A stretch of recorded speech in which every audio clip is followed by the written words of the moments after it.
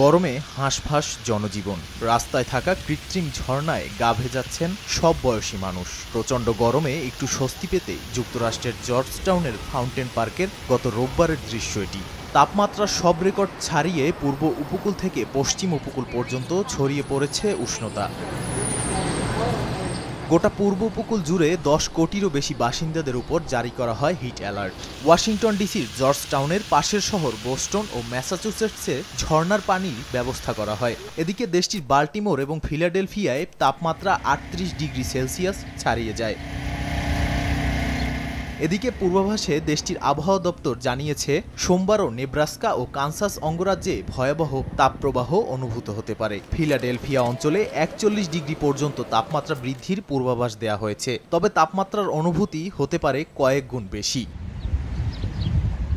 নাদিম মারজান, সময় সংবাদ।